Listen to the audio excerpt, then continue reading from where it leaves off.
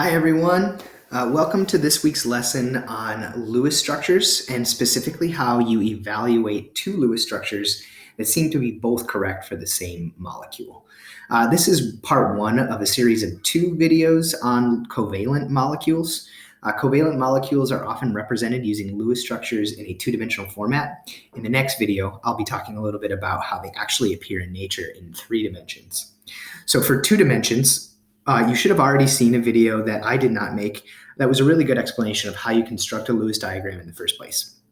This video is going to go a little bit deeper because sometimes when you're making Lewis diagrams, you may end up coming up with two separate structures that seem to be both correct according to the rules of how you make a Lewis diagram. And this will allow you to figure out which one is the better of the two when you have that conundrum occur. Just to be totally transparent here, this is actually a topic that is in the higher level chemistry curriculum. So you will not be tested on this when you test for IB exam next year. But it can be just a good way to just be more confident in your writing of your Lewis structures. So I thought I would share it with you relatively quickly. So I'm going to talk a little bit through a couple slides and then we'll go through an example together. So the technique you use to evaluate two Lewis structures that seem to be both correct is something called formal charge. Formal charge is essentially a mathematical way to decide whether an atom's valence electrons are being used completely when constructing a molecule, or whether an atom is giving more than its normal amount of valence electrons or using less of them than it normally would. So it's sort of a mathematical way to figure that out. As this slide indicates, formal charge is the charge calculated for an atom in a Lewis structure based on the equal sharing of bonding electron pairs. Calculating formal charge is a convenient way to decide the most appropriate structure. It's actually a mathematical formula. It's what this slide calls a bookkeeping method and shows you how the electrons can be distributed correctly in a molecule. So the formula is formal charge Fc is equal to the number of valence electrons for the free atom. And again, you have to do this calculation for every atom in your structure of your molecule. So know that this is a simple calculation, but you often have to do it 2 or 3 or 4 times depending on the molecule that you're working with. So again, the equation is formal charge equals valence electrons for the atom, subtract the total number of non-bonding electrons. This is not counting the lone pairs because a pair is 2. You're counting the total number of electrons in the molecule for each atom that are not in a bond. And then the last part, you're subtracting again the total number of electrons within bonds for that atom divided by 2. But keep in mind that there may be a simpler way to do that. The total number of bonding electrons divided by 2 is actually just the number of bonds that each of the atoms has in the structure. So I often simplify this to valence electrons minus non-bonding electrons minus bonds itself.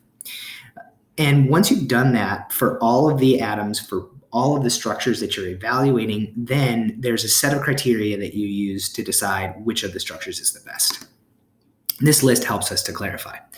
Number 1, and most importantly, the structure with the least number of formal charges is more stable. So if you end up with a structure that doesn't have formal charges, that has 0 formal charge on all its atoms, and another one that has any other value than 0, the one with 0 is going to be the best one. That's usually how you'll decide. But there are some situations where you'll end up with formal charges in both structures. So if that case comes up, then you're going to look to 2 and 3 as other further criteria to try to decide. So the structure with the least separation of formal charge is going to be more stable in a case where you have formal charges on both structures. This kind of means that if you add up the formal charges, the magnitude, the one that's bigger is going to be the least stable one. The one that has the lowest magnitude is going to be a better molecule in that situation. And then lastly, the structure with the formal charge that's negative should be on the more electronegative atom in the molecule itself. Electronegativity, remember, is the attraction of electrons to other atoms. So it seems like it would make sense that atoms with higher electronegativity, if they have formal charges, end up with a negative formal charge, not a positive one. So you can look at it that way to help you evaluate as well. And also remember that there's an issue known as resonance. And resonance is when two structures have the identical Lewis diagram, and they will actually have the same exact formal charge calculations. That's a way to verify that what you're looking at is resonance and not just two structures that seem to both work. Resonance is something that occurs in a lot of molecules with a double bond. The double bond can be placed in multiple positions, and therefore it's the same exact molecule with just a structure of variability, and both of those resonance structures would contribute equally to the overall structure of the molecule. So that's how you do formal charge calculations and how you evaluate them. Let's go through an example on how you use formal charge in a particular case. So I'm going to switch over to a window I have open using a Jamboard, a new tool that I'm playing with. So let me know if you have any feedback on it. So on this Jamboard here, I've drawn the molecule sulfur dioxide, SO2, in two separate ways. In structure A, here you can see that the sulfur central atom has a lone pair of electrons, but also has a double bond to one of the oxygens and a single bond to the other. Structure B, on the other hand, has the same lone pair electrons in the sulfur, but then double bonds on both sides. Remember that according to the reading, there are some atoms that can house more than 8 valence electrons, something called an expanded octet. They don't come in until period 3 on the periodic table because that means that they're utilizing d orbital electrons for bonding. But sulfur is one of the common ones that has that ability. So based on sulfur being an expanded octet atom, this one is possible. So we're going to decide today which one of the two options that seem to both be correct is the better one. So we're going to use formal charge to do that. So we'll evaluate structure A first. So remember that the equation for formal charge is valence electrons of each atom minus lone pair electrons minus the number of bonds. So for structure A, I've labeled oxygens 1 and 2 for clarity, so we know which one. We have to do the calculation for both. For oxygen 1, 6 valence electrons minus the 4 non-bonded electrons minus the 2 bonds, one for the double bond, it counts as 2, it equals 0. So the formal charge of this oxygen is 0. The formal charge of the second oxygen would be the total number of valence electrons minus the total number of non-bonded electrons, which in this case is 6, and also minus the number of bonds, which is 1. So 6 minus 1 equals -1. Then lastly, the sulfur atom in structure A has 6 valence electrons, 2 lone pairs, and 3 bonds, 2 for the double bond, 1 for the single bond. So that gives it a formal charge of +1. So to finalize structure A, -0 for the first oxygen, +1 for the sulfur, and -1 for the second one. So that's what we have there. Now, if we look at the second structure, structure B, with the expanded octet, we do the same thing, and then we can use the criteria to evaluate.